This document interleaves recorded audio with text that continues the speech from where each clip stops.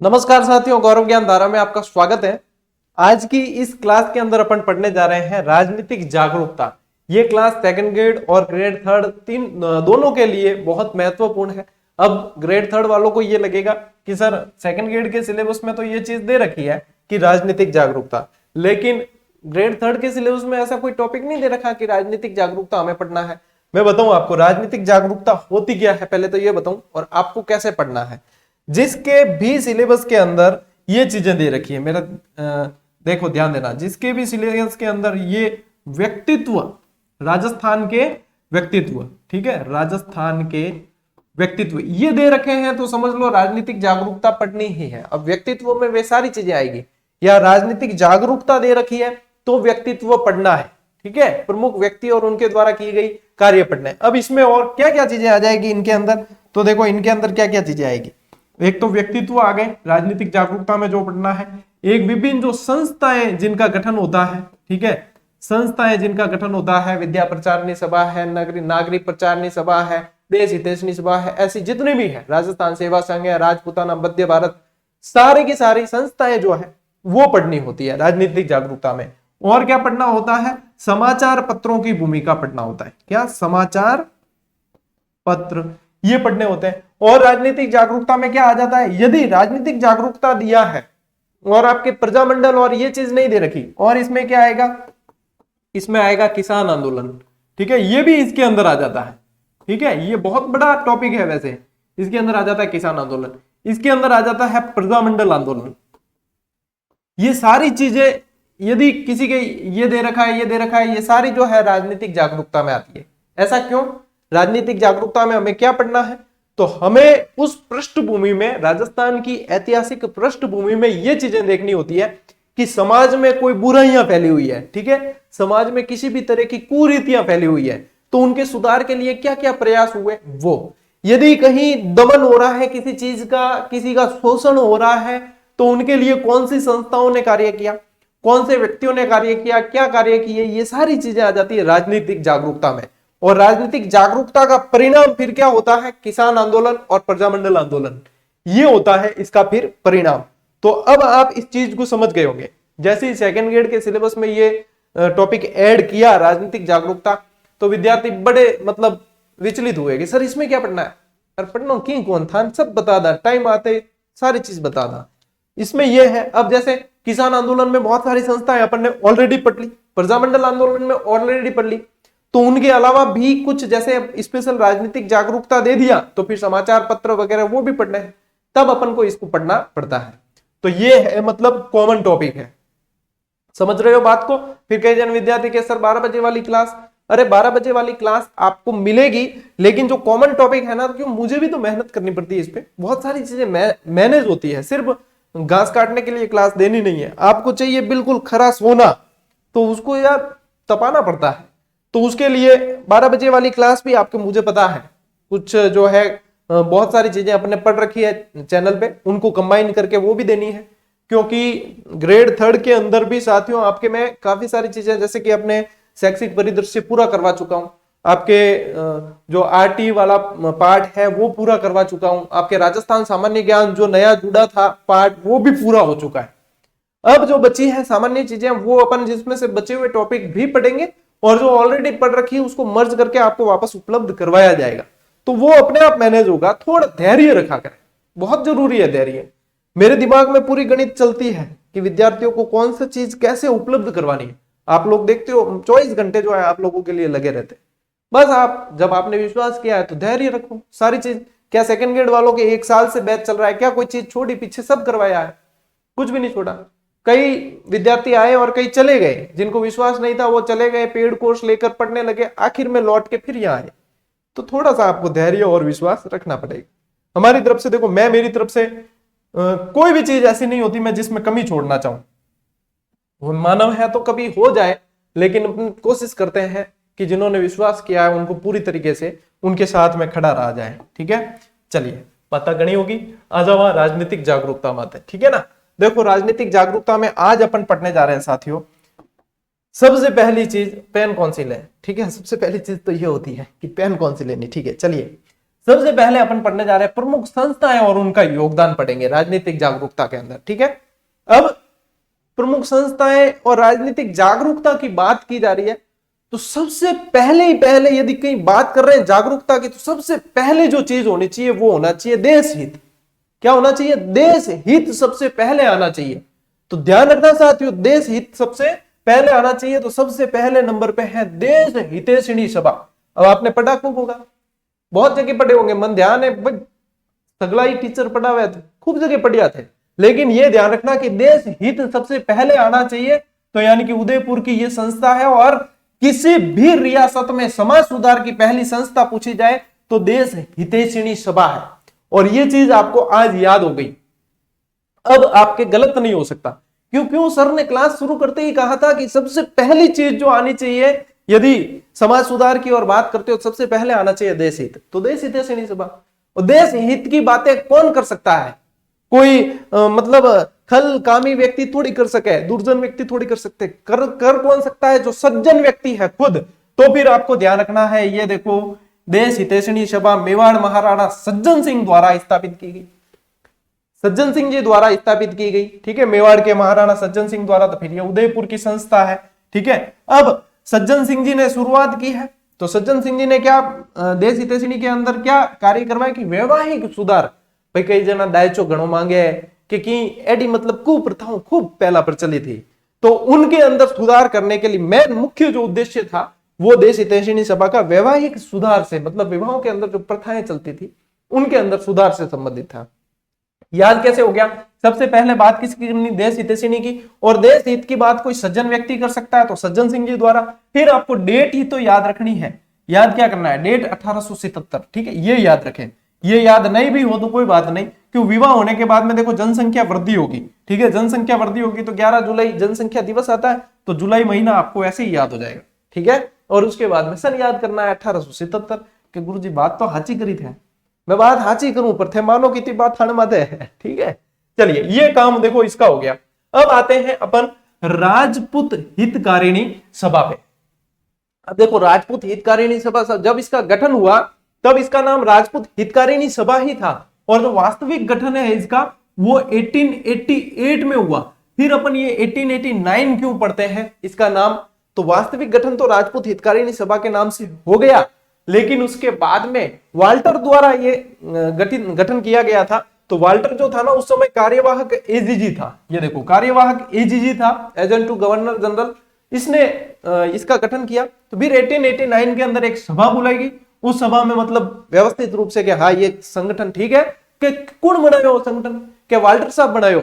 अच्छा, वाल्टर कृत हितकारिणी है कि हाँ वाल्टर कृत है। कृत यानी किया हुआ, कि कौन करियो? कि वाल्टर करियो। ठीक है, फिर इसका नाम कर दिया, क्या कर दिया? इसका नाम वाल्टर कृत हितकारिणी। ठीक है, वाल्टर कृत हितकारिणी सभा। ठीक है, वाल्टर कृत राजपूत हितकारिणी सभा, ये इसका नाम फिर किया गया। तब अपन इस सन को पढ़ते हैं 1889। अब जब तक मैंने पढ़ाया नहीं ना उससे पहले घणे ऊंचा नीचा पढ़े छोरा। ये सर हमने ये पढ़ा है, कहीं ये लिखा हुआ, अरे कम से कम आप पढ़ाने क्लास आने का तो इंतजार करो। सारी चीजें मुझे पता है, क्यों मैं इस दौर से गुजरा हूं, मैंने देखी है ये चीजें। आप तो 1 2 3 4 किताब पढ़ लेते होंगे, मैं 40 किताबें पढ़ी है और पता है कि किसके अंदर क्या होता है, कंफ्यूजन कहां से होता है। लेकिन कंफ्यूजन को ज्यादा पाला मत करो, ज्यादा पालना भी बुरी बात है। लेकिन मेरी कोशिश रहती है मैं आपको पूरी चीज बताऊं, बस आपके अंदर धैर्य होना चाहिए उस चीज के आपके सामने आने तक का। तो ये हो गया वाल्टर कृत हितकारिणी के कौन करियो के वाल्टर करियो, तो के वाल्टर कृत हितकारिणी 1889। ठीक है, उद्देश्य क्या था कि राजपूताना में फैली सामाजिक बुराइयों को दूर करना। ठीक है, राजपूत समाज के अंदर ज्यादा ये मतलब राजपूत समाज के अंदर, और राजपूताना तो क्षेत्र था ही, तो उनके अंदर फैली हुई कुरीतियां जितनी भी थी उनको दूर करना उद्देश्य था। मैं टू द पॉइंट चल रहा हूं एग्जाम की दृष्टि से जो इंपॉर्टेंट है। ठीक है, मैं ज्यादा अंदर भी नहीं घुस रहा हूं, ज्यादा ऊपर भी नहीं चल रहे हैं अपन। ठीक है ना, अब देखो ये जो है ये पूछा जा सकता है, ये तो बहुत पूछा 1889 वाला, ये पूछा जा सकता है कि ये भंग कब हुई, या इसको कह सकते हो आप समाप्त। ठीक है, इसे समाप्त कब किया गया, तो 1936 के अंदर इसको समाप्त कर दिया गया, भंग कर दिया गया। ठीक है, आज चीज ध्यान में रख लीजिए। फिर आते हैं साथियों अपन अगली सर्वहितकारिणी सभा। ठीक है, अब देखो ये राजपूत हितकारिणी थी, यानी कि राजपूत समाज में हित की बात करेगी।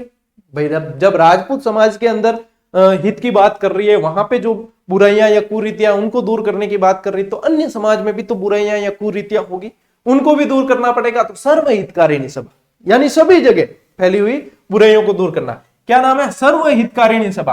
अब जब सबके हित की बात आए तो वाल्टर फाल्टर रे बस की बात कौन है? फिर तो करने वाला कौन होगा? वो होगा तभी करेगा। तो वो कौन है? गोपाल। कृष्ण भगवान का पर्यायवाची क्या है? गोपाल। स्वयं गोपाल जब करना चाहेगा तभी सभी का हित होगा।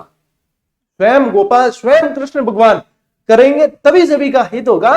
तो क्या सर्व हितकारिणी की बात करें गुरुजी, तो गोपाल दास जी का नाम ध्यान रखना है। गोपाल क्या है? सबके स्वामी है। गोपाल क्या है? अपने स्वामी कौन है? सबके स्वामी गोपाल जी है। गोपाल दास जी सबके स्वामी है। और देखो ये कन्हैया लाल, अरे याद करने में समस्या कहां आती है? मुझे ये तो बताओ आप भाई, याद करने में समस्या कहां आती है? मैं तो लिख के ही पढ़ाऊंगा, डंके की चोट पे लिख के पढ़ाऊंगा, लेकिन मैं याद करा के जाऊंगा। अगर चला भी गया कहीं तो दुनिया याद करेगी, ये बात मैं काम करके जाना चाहता हूं। तो समस्या क्या आती है? गोपाल और कन्हैया लाल। देखो कन्हैया और गोपाल कृष्ण भगवान ही तो वह है जो सभी का हित कर सकते हैं। तो सर्व हितकारिणी सभा। फिर आपको क्या स्थानीय तो ध्यान रखना है, कहा के चूरू में। कब के? 1907 में। के गुरुजी थेपड़ो जन यूं लागे कि मन तो हाची आ चीजा तो याद ही, लेकिन हमने कभी इस तरीके से सोचा नहीं। मैं हूं ना, मैं आपको सोचवाऊंगा, मैं आपको पढ़वा भी दूंगा और सवाल भी बनेंगे। अब वहां पे जो गोले भरने का काम वो आपका है, वो मैं नहीं कर सकूं, ठीक है? न वे गोपाल जी या कन्हैया लाल जी भी कौन कर सके, वो थाने करना है, ठीक है? चलिए, और देखो श्री राम। भाई कितना मतलब इसके अंदर आपको सर्वहित की बात करें तो या तो गोपाल जी, कन्हैया, ठीक है, या श्री राम मास्टर, यही कर सकते हैं। अब ये तो सदस्य भी आपको याद हो गए। आप तो चूरू और 1907 तो छोड़ो, आपको सदस्य भी याद हो गए कि हाँ सर स्वामी गोपाल आपने बताया, कन्हैया लाल जी भी बताया, और श्री राम की भी बात हुई, वही तो सभी का हित कर सकते हैं। बेस हो गया काम। अब सभी का हित की बात आई तो पुत्री पाठशाला और कबीर पाठशाला इनके अधीन गठित संस्थाएं थी। पुत्री पाठशाला के अंदर नारी शिक्षा की बात की गई, ठीक है, नारी शिक्षा को समर्पित थी। और कबीर पाठशाला के अंदर हरिजन उद्धार, ठीक है, हरिजन उद्धार की बात की गई। कबीर पाठशाला, पुत्री पाठशाला, ठीक है ना। अपनी पुरानी वाली वन लाइनर में इसका बीकानेर आया था, फिर बाद में सभी को संशोधित करवा के चूरू करवा दिया था। नई वाली के अंदर इसको चूरू ही करके दिया गया है। तो जिसके पास पुरानी भी है वो भी इसको चूरू कर देना, वैसे तो संशोधित अपन ने करवाया था। तो देखो इस स्लाइड के अंदर सिर्फ लिमिटेड चीजें हैं, सीधी याद करनी है और याद हो भी गई कि सबसे पहले देश हितैषिणी सज्जन पुरुष बताया, भी बाद में वाल्टर कृत हितकारिणी और सर्व हितकारिणी, ये तो सर याद ही हो गई। मतलब चलिए, तो और चाहिए क्या? आगे बढ़ते हैं। हाय शाबाश, थान याद कराने खातिर मेरी सांसा फूल है। देखो राजस्थान सेवा संघ, और इससे प्रश्न बहुत बनते हैं। जहां जहां से प्रश्न बनते हैं वो चीजें सारी मैं लेकर आया, जहां जहां से प्रश्न बनते हैं। राजस्थान सेवा संघ, सबसे पहली चीज क्या पूछी जाएगी? स्थापना। तो कब हुई है? 1919। दो सन ध्यान रखना है, 1919 और 1920। यही जो है अपने ये जो समाचार पत्र है ना, राजस्थान केसरी, इसमें भी यही चीज याद रखनी, 1919 1920। वर्धा अजमेर, वर्धा अजमेर, बस इस तरीके से याद करना है। तो राजस्थान सेवा संघ जो है 1919 में स्थापना कहां हुई? वर्धा महाराष्ट्र के अंदर। सबसे पहले स्थापना वर्धा महाराष्ट्र। राजस्थान केसरी को भी निकाला वर्धा महाराष्ट्र से, फिर स्थानांतरण किया गया अजमेर, ठीक है ना। तो ये सबसे पहले तो 1919 वर्धा। संस्थापक कौन थे? विजय सिंह पथिक थे, ठीक है। संस्थापक कौन थे? विजय सिंह पथिक। अब विजय सिंह पथिक यानी राजस्थान की यदि इतिहास पढ़ रहे हैं तो विजय सिंह पथिक को पढ़ना पड़ेगा, खासकर आधुनिक राजस्थान का इतिहास, ठीक है। जन्म 1882, गुठावली यूपी के अंदर। मूल नाम भूप सिंह, और ये वैसे गुर्जर थे, ठीक है ना, गुर्जर थे, ये भी ध्यान रखना। राजस्थान के किसान आंदोलन के जनक कहा जाता है अपने विजय सिंह पथिक को। व्हाट्स आर इंडियन स्टेट्स, ये पुस्तक भी इन्होंने लिखी थी। फिर देखो इनके सहयोगी कौन थे इस राजस्थान सेवा संघ को स्थापित करने में? रामनारायण चौधरी, हरिभाई किंकर, अर्जुन लाल सेठी, मतलब उस समय के ये सब एक्टिव लोग थे, ठीक है ना। केसरी सिंह बारट, जमनालाल बजाज आदि, ये सब क्या थे? इनके सहयोगी थे राजस्थान सेवा संघ को स्थापित करने के लिए, ठीक है ना। ये बार बार अभी अपने आगे भी नाम आएंगे। फिर देखो इस संघ का जो है अजमेर स्थानांतरण हुआ। कहां हुआ? अजमेर हुआ। जयपुर भूल जाओ, उस समय जयपुर का इतनी वैल्यू नहीं थी, अजमेर की थी, सेंटर में पड़ता था, ठीक है ना। 1857 की क्रांति पड़ी तो गोला बारूद वगैरह वो सब जो था वहां केंद्र शासित प्रदेश था, बिल्कुल सेंटर में। तो अजमेर की वैल्यू सबसे ज्यादा थी, तो अजमेर स्थानांतरित किया गया। 1920 के अंदर यह अजमेर स्थानांतरित हुआ। अब 1919 के अंदर ही राजस्थान केसरी, ठीक है ना, 1919 में वर्धा से जो है इस राजस्थान सेवा संघ का समाचार पत्र, एक साप्ताहिक समाचार पत्र जिसका प्रथम प्रकाशन वर्धा से होता है, यह निकाला गया। वहां पे इसके संपादक जो थे वो विजय सिंह पथिक थे और सह संपादक राम नारायण चौधरी थे। ठीक है, संपादक विजय सिंह पथिक, सह संपादक राम नारायण चौधरी थे, यह ध्यान रखना है राजस्थान केसरी से संबंधित। फिर बात आएगी साथियों नवीन राजस्थान की, ठीक है ना, जब राजस्थान केसरी, अब ये जितने भी क्रांतिकारी समाचार पत्र आते थे तो जो हुकूमत होती थी, हुकूमत में यहां सिर्फ अंग्रेज नहीं है, हुकूमत में यहां शासक भी है और उनकी सेना है, उनके द्वारा इन पे रोक लगवा दी जाती थी। तो फिर आया था नवीन राजस्थान। अब नवीन राजस्थान का जो प्रथम जो है प्रकाशन संपादन आप कह सकते हो वो अजमेर से हुआ। प्रथम संपादन अजमेर से 1922 के अंदर हुआ है, ठीक है। और संपादक कौन थे, ये अजमेर से प्रकाशित, लिखा भी है हमने। संपादक थे वही पथिक जी और सह संपादक Ramnarayan Chaudhary, same as it is है, पथिक जी और रामनारायण चौधरी। तो कहीं समस्या नहीं है, जब एक पे रोक लगती है तो दूसरा समाचार पत्र निकाला जाता है, नाम बदल के निकाला जाता है। नवीन राजस्थान पे भी लगा दी रोक, तो नवीन राजस्थान का फिर परिवर्तित नाम बदल के इसको तरुण राजस्थान के नाम से ब्यावर से निकाला गया। कहां से, ब्यावर से, और 1923 के अंदर इसे ब्यावर से निकाला गया। और या तो आपको नाम लिखा हुआ मिलेगा सोहनलाल गुप्ता या मिलेगा शोभालाल गुप्त, ठीक है ना, शोभालाल गुप्त। के सर ऐसा क्यों है, कि ऐसा इसलिए है कि देखो अलग अलग राइटर और अलग अलग पुस्तकों के अंदर व्यक्ति एक ही है और नाम अलग अलग मिलते हैं, ठीक है ना, तो कंफ्यूज नहीं होना है अपन को, यह ध्यान रखना। शोभालाल गुप्त और सोहनलाल गुप्त दोनों मिलकर प्रश्न डिलीट होगा फिर, ठीक है, तो ये ध्यान रखना। ठीक है, अपन ने तो ऑनलाइनर में ऑब्लिक करके दे रखा है इसको ऑलरेडी, ठीक है ना, तो ये चीजें हैं। अब आते हैं अपन वे मुख्य संस्थाएं और जो अपन को पढ़नी है, ठीक है, जिसमें से एक तो ये मोस्ट इंपॉर्टेंट और एक ये मोस्ट इंपॉर्टेंट। अब इसमें सभा और समाज के अंदर विद्यार्थी बड़े कंफ्यूज होते हैं, ठीक है, कि सभा कौन सी थी, समाज कौन सा था, और ये कंफ्यूजन न सिर्फ आपका है बल्कि चलता ही रहता है, जन्म जन्मांतर से चलता है यह कंफ्यूजन, ठीक है ना। चलिए, तो वीर भारत सभा की स्थापना 1910 के अंदर की किसने की, ये पूछा जाता है प्रश्न, केसरी सिंह बारट ने की। एक तो 1910 ये भी ध्यान रखना है, और केसरी सिंह बारट ने वीर भारत सभा की स्थापना की है। सभा की स्थापना, वीर भारत सभा की स्थापना केसरी सिंह बारट ने की है, ठीक है। और देखो इसको भी मैं याद रखने का तरीका बताऊंगा आप। सहयोगकर्ता इनके गोपाल सिंह खरवा, जो जिन्हें कहा जाता है सशस्त्र क्रांति के जनक कहा जाता है, ठीक है, सशस्त्र क्रांति के जनक कह दिया जाता है गोपाल सिंह खरवा, जो इनके सहयोगी थे। और देखो वीर भारत समाज की स्थापना जो है वो की है विजय सिंह पथिक ने, ठीक है, विजय सिंह पथिक द्वारा की गई है। अब देखो इसमें अंतर क्या करना है, क्योंकि वहां पे जब ऑप्शन आएगा तो अपनी बकरी डिब्बे में जाएगी, ठीक है, तो इसलिए क्या करना है अपन को कि यहाँ पे देखो प फ ब भ, यदि वर्णमाला पड़ी है तो प फ ब भ, यानी बारट में ब है और सभा में भ है, ठीक है। अपन को पकड़ना क्या है, बारट में ब है और सभा में भ है। जहां पे सभा पूछा जाए वहां अपन को बारट जी के पास चलना है। और केसरी सिंह बारट ऐसे व्यक्तित्व थे जिनको मतलब सैल्यूट करने को दिल करता है, कारण कि न सिर्फ खुद व्यक्ति अकेला बल्कि पूरे परिवार ने मतलब लोगों के हित के लिए, देश के हित के लिए मतलब सर्वस्व न्योछावर किया है। वह परिवार जो है बारट परिवार है, तो ये साधारण परिवार नहीं है और न ये साधारण व्यक्तित्व थे। ये जो है बिरले ही पैदा हुए, ऐसे कोई बिरले ही पैदा हुए, वो उनमें से है। प्रताप सिंह बारट कह दो, जोरावर सिंह बारट कह दो, केसरी सिंह बारट कह दो, मतलब पूरा परिवार समर्पित। और ऐसा परिवार न एक ये इनको छोड़ के और दूसरा हुआ ही नहीं इतिहास के अंदर कि ऐसा समर्पित परिवार देश हित के लिए। फिर देखो क्या है कि यहाँ पे अपने ये याद कर ली तो समाज, और इसमें तो याद करने की ध्यान ही नहीं, बाकी आप ज से पकड़ के यहां से भी इसको याद कर सकते हो, ठीक है ना। समाज में विजय सिंह पथिक है, ठीक है, और केसरी सिंह बारट में देखो थेकटी ज कौन है और सभा में भी ज कौन है, तो ब भ वाला सिस्टम बैठ जाएगा, तो कुल मिला के कंफ्यूजन दूर हो जाएगा और वहां पे आप बिल्कुल आसानी से इस चीज को सही करके आओगे। मेरा उद्देश्य आपको विद्वान बनाना नहीं है, मेरा उद्देश्य आपका एग्जाम में ज्यादा से ज्यादा सवाल सही करवाने हैं, और वो जो चीजें होती है जहां पे सवाल गलत होते हैं वहां मैं ज्यादा फोकस करता हूं, पॉइंट करता हूं, ठीक है। चलिए फिर बात करते हैं साथियों विद्या प्रचारिणी सभा की। 1914 में तो गठन हुआ। विद्या प्रचारिणी सभा का गठन यदि आपको पूछ ले तो ध्यान रखना बिजोलिया में हुआ। कहां हुआ? बिजोलिया के अंदर। और बिजोलिया उस समय चित्तौड़ में पड़ता था। उस समय कहां पड़ता था? उस समय का क्षेत्र जो था वो चित्तौड़ था, ठीक है ना। अब भले भीलवाड़ा में है, लेकिन उस समय चित्तौड़ के अंदर पड़ता था। संस्थापक इसके हरिभाई किंकर थे।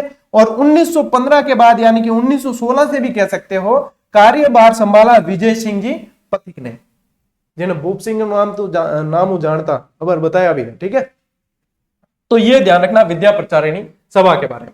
फिर आते हैं साथियों राजपूताना मध्य भारत सभा। अब स्थापना जो है 1918 में हुई है, और यहां नहीं हुई है, आपने कहा हुई है, दिल्ली के अंदर हुई है। दिल्ली के अंदर चांदनी चौक, और देखो दिल्ली का चांदनी चौक वैसे भी प्रसिद्ध है। चांदनी चौक में भी मारवाड़ी पुस्तकालय में, और मारवाड़ी थान्यान है, मारवाड़ी भी प्रसिद्ध हो रही है हमें, ठीक है नहीं। तो चांदनी चौक में मारवाड़ी पुस्तकालय के अंदर स्थापना की गई। फिर बात कर रहे हैं कि अधिवेशन इसके, तो प्रथम 4 बता देता हूं मैं आपको। पहला जो है 1919 के अंदर दिल्ली के अंदर हुआ, दूसरा हुआ अमृतसर के अंदर, तीसरा हुआ अजमेर के अंदर, और चौथा हुआ नागपुर में। तो याद क्या रखना है कि दिल्ली को पाकर, अब देखो ये ट्रिक, दिल्ली को पाकर अमर अजर हुए नाग देवता, और क्रम से याद, दिल्ली को पाकर अमर अजर हुए नाग देवता, ठीक है। अमर यानी अमृतसर, अजर यानी अज से अजमेर, और नागपुर। तो 1 2 3 4 चारों जो है क्रमशः आपको याद हो जाएंगे, ठीक है ना। और फिर प्रधान कार्यालय जो है कानपुर के अंदर था, और राजस्थान में मुख्यालय अजमेर। तो राजस्थान में ध्यान है कि अजमेर ही बी टाइम मतलब सेंटर में हो, केंद्र शासित चीफ शिप कहता जिन वो क्षेत्र हो, तो अजमेर में ही उस समय मुख्यालय बनाने की प्राथमिकता देखी जाती थी। जैसे आज जयपुर का महत्व है, वैसे उस समय अजमेर का महत्व था। उम्मीद कर रहा हूं कि जो है एक्सपेक्टेशन रखी है माने मैं पूरी करने रही कोशिश में थोड़ा मतलब सफल हो सकूं, ठीक है। पूरी तरीके से तो नहीं, लेकिन जो आपकी उम्मीदें हैं उन पर थोड़ा अपन खरा उतरने की कोशिश करते हैं। मैं तो कोशिश का कह सकता हूं। देखो कोशिशें करते हैं तो कभी सफल हो जाते हैं, कभी वापस प्रयास करना पड़ता है। असफलता नाम की चीज अपने डिक्शनरी में नहीं है, बस प्रयास, बार बार प्रयास, ठीक है। यही विद्यार्थियों को कहते भी है। चलिए साथियों बात करते हैं हिंदी साहित्य समिति। अब देखो मुख्य जो है संस्थाएं जो एग्जाम में पूछी जाती है वो चीज बताओ सीधी, मक्खन है मक्खन, ठीक है ना, सीधा खाना है। हिंदी साहित्य समिति 1912, ठीक है, भरतपुर के अंदर। अब देखो ब्रज भाषा वहां पे बोलते थे, तो हिंदी का थोड़ा सा संबंध अपन कर सकते हैं। महंत जगन्नाथ द्वारा इसे स्थापित किया गया। अमर सेवा समिति 1922 के अंदर, और मास्टर प्यारेलाल, ठीक है, मास्टर प्यारेलाल को जो है साथियों क्या कहा जाता था? चिड़ावा का गांधी, चिड़ावा का गांधी कहा जाता था। तो ये चिड़ावा से संबंधित संस्था है, चिड़ावा झुंझुनू के अंदर, ठीक है ना। राजस्थान हिंदी विद्यापीठ 1931 उदयपुर के अंदर, और जनार्दन राय नागर द्वारा, ठीक है। फिर देखो नागरी प्रचारिणी सभा जो 1934 में धौलपुर, और ज्वाला प्रसाद जिज्ञासु। अब ये आपको बताई है यहाँ पे विद्या प्रचारिणी सभा, ठीक है ना। ये विद्या प्रचारिणी सभा ये अलग है, और ये नागरी प्रचारिणी सभा ये अलग है। दोनों में अंतर करना, यदि दोनों में कंफ्यूज हो गए तो फिर वहां गलत कर दोगे। वो जो विद्या प्रचारिणी सभा थी वो बिजोलिया चित्तौड़गढ़ से संबंधित थी। ये जो है आपके नागरी प्रचारिणी सभा ये धौलपुर से संबंधित है, ठीक है। महिला मंडल, जो महिला मंडल की स्थापना की गई 1935 में, उदयपुर से संबंधित है, और दयानंद श्रोत्रिय, या तो दयानंद श्रोत्रिय या दया शंकर श्रोत्रिय भी लिखा हुआ मिल सकता है, तो ध्यान रखना, ठीक है। तो दोनों एक ही बात है। गौ सेवा संघ 1932 के अंदर महात्मा गांधी द्वारा वर्धा में स्थापित किया गया। राजस्थान में जो इसका कार्य देखते थे वो देखते थे जमनालाल बजाज, और इन्हें क्या कहा जाता था? गांधी जी के कितने पुत्र थे? गांधी जी के वैसे 4 थे, इन्हें कहा जाता था पांचवें पुत्र। इन्होंने चरखा संघ की भी स्थापना की थी राजस्थान के अंदर, ठीक है। प्रजा प्रतिनिधि सभा 1918 के अंदर, और पंडित नैनूराम शर्मा द्वारा है। फिर मारवाड़ हितकारिणी सभा, अब ये देखो 1924 मिलेगा। यदि देखा जाए तो मारवाड़ हितकारिणी सभा की मूल रूप से स्थापना 1918 के अंदर हुई, ठीक है, 1918 में हुई। फिर जो हुआ है पुनर्गठन, क्या हुआ? पुनर्गठन जो है वो 1924 भी लिखा मिलेगा और 1923 भी, ठीक है। वैसे ज्यादा ऑथेंटिक और ज्यादा सही 1923 है, लेकिन कई सारी पुस्तकें जो है 1924 भी देती है। तो अब फिर वही बात कि सर 1923 1924 दोनों आएंगे, नहीं आएंगे। आएंगे तो फिर दोनों के प्रूफ तैयार है, काफी सारे प्रूफ है दोनों के। वैसे ज्यादा वैलिड जो है 1923 है, ठीक है ना, ज्यादा वैलिड और सही जो है 1923 है। तो देखो पुनर्गठन जो किया है वो जयनारायण व्यास का हाथ है पुनर्गठन के अंदर, ठीक है ना, पुनर्गठन के अंदर। और चांदमल सुराना ने जो है 1918 के अंदर इसका गठन किया। कहां है? जोधपुर के अंदर है। मारवाड़ हितकारिणी सभा।